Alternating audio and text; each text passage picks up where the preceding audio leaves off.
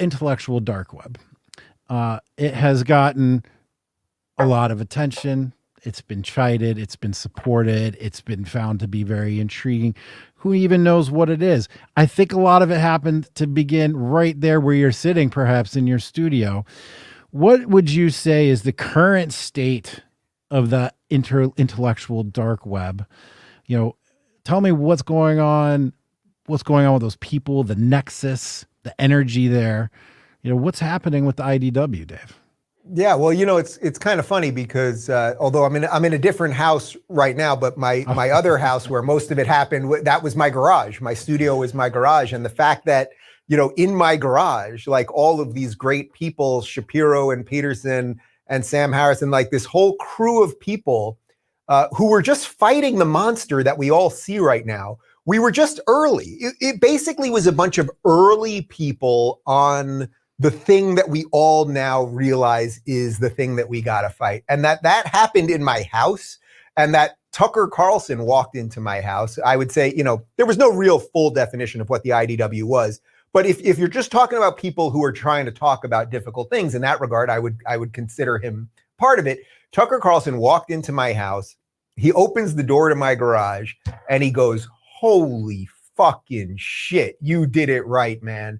Now, this is a guy who has the #1 rated show in the history of cable news. I think he probably makes like $12 million a year, something completely insane. Yet he walked into my house, looked at my garage, and thought, man, this guy's doing it right. And I thought, it doesn't get any better than that. I mean, in the inscription that he wrote in my book, he said something to that effect. He's like, you're doing it for all the suckers that still work in offices. Now, these days, no one works in an office anymore. But in effect, what the IDW was this like loosely affiliated group of people that were academics or scientists or talkers, or Rogan, comedians, that were just trying to piece some of the stuff together. And then it really blew up, obviously, after that Barry Weiss article in the New York Times.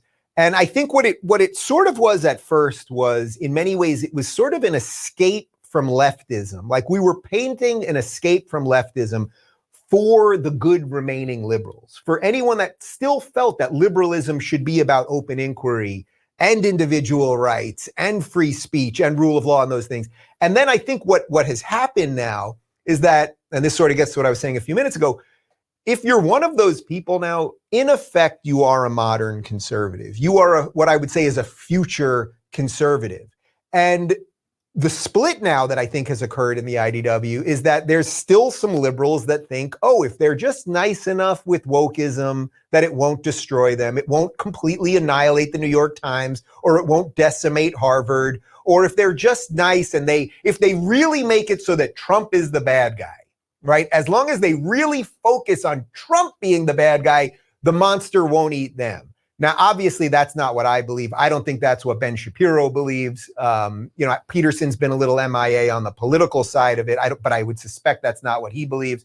But I think the more lefty people in that crew, I think they think, Trump was the real danger, even though the thing that's coming to burn down our house and take our jobs and destroy the country, at least it's not orange. And I think that has sort of burst forth as the, let's say, the rift, or whatever you might want to call it. How would you describe a rift? To be honest, I hadn't kept up with some of those names so much because I got a sense of what you were talking about here, that truly in their minds, it was all just a Trump phenomenon or a reaction to Trump or something that wasn't just 50 years in the making, by the way. Has taken decades to work through our institutions and has been a slow moving car wreck that we've all been observing for years, as if those trends weren't in place and was all Trump. So when you say rift, how would you describe this rift? Yeah, well, for a while, we were all going on each other's shows. We were all talking about this stuff honestly. We were agreeing to disagree on a bunch of stuff. The example I always use on this is that if you take a guy like Ben Shapiro, a guy like Sam Harris, they disagree on literally everything. Everything, every public policy, every existential issue, every religious issue, belief issue. I mean, they disagree on everything, but they were agreeing to, hey, we can sit down and talk about it, right? Well, we basically kind of don't do that anymore. And I think the ones of us, I would say in this case, And I'm trying to be careful not to throw anyone specifically under the bus here. So I'll answer it this way. I would say those of us that are the more right-leaning people of it at this point, who I think it's not even right-leaning. I would say we see the world as it is, not as how we wish it to be. Yeah. We're sort of on the outs with the other crew. I don't really care anymore because my feeling is, hey, and Jack, I know you know this. Once you say, this is who I am, this is what I believe, you will start building bridges in crazy ways. The amount of people that now I hold as close friends and confidants that years ago I maybe thought were the bad guys or wrong, and I'm talking about Glenn Beck, and I'm talking about Prager, and I'm talking about Shapiro and Larry Elder, and all sorts of people.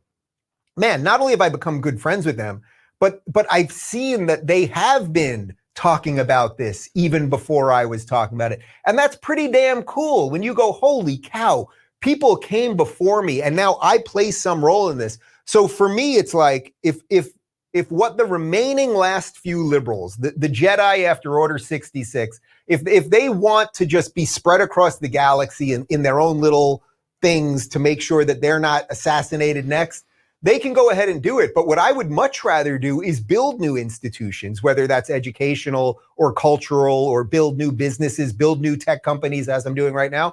And I see the room to do that is again, it's on the right. Even though I know, guess what? Glenn Beck and I disagree about some stuff, but he wants to live in the same country as me. He sees the same enemy. I don't like using that word in a political context, but right now that's where we're at.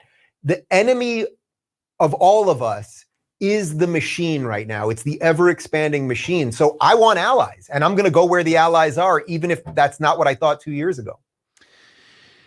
The guy that I always wanted to talk to, besides you, the most out of that whole crew was Eric Weinstein, and I felt like he was just so close that if Jack Murphy could just get Eric alone for a few minutes, I could set him straight. That's the way I've always felt. I've always wanted to talk to him, and I still would love to talk to him. I just unfortunately didn't see an appreciation for the threat, and I think that's part of the dividing line. Yeah. Well, it is in that. So obviously Eric and I did tons of shows together, all of that stuff. But, when I've interacted with him in the last year or so, let's say on Twitter, like, just a few days ago, he sent out a tweet. He tags at Jack Dorsey on Twitter. And, oh, I wish you would respect free speech more. This isn't who you are, blah, blah, blah. Now, I'm not saying this to throw Eric under the bus. But what I would say is that sort of, no matter how real the threat is, this idea that we can negotiate with things, that we can logically argue with things, that will fix things. I, in many ways, think that is the flaw of liberalism. I sent a long Twitter thread about this about 2 weeks ago, that liberals tend to think that everything can be decided by logic and reason alone. This, by the way, was very much a point that Jordan Peterson and Sam Harris had those live debates about, where they were basically, Sam was taking the position that the human mind and logic and reason are sort of enough to organize society. And Jordan's argument was there is something beneath that. In this case, his belief was that these were religious stories, that there are eternal truths. I have come to believe that, man. I wrote about it in the book. I think that liberalism in and of itself is not enough. Just logic and reason is not the driver of societies. Yes, it might be the driver of you as the individual, but it is not the ultimate organizing factor. It is a factor, not the factor. So I would say when you constantly, no matter how much the enemy is attacking, if your argument is, but if we just reason with them, and I think a lot of liberals really struggle with this, right? They come from Harvard. They come from these places of higher education that in many ways are no longer anything close to that. When they're confronted with it, it's such an affront to their worldview that logic and reason and science and math are all the things that you need. And I think there's something else that you need. I think that there is a bedrock of truth beneath us. I think our founders understood that, which is why we have God-given rights. They didn't give us the rights. The government did not make me free. God made me free. And we can have all sorts of debates about what that means, what the definition of God is and all of that. And believe me, I saw Jordan get asked this question a million times. But But I think that that has led liberalism into the sort of dead end that it feels that it's in right now. And it's why they have no moves against the woke. And the people that will build the new institutions, believe it or not, they're going to be the conservatives. But what's going to happen is you're going to get a really wide swath of conservatives. So I think you'll get conservatives probably a little bit like we are that are maybe on the more libertarian side of it. You're going to get some traditionally religious conservatives. You're going to get the guys that are there in between.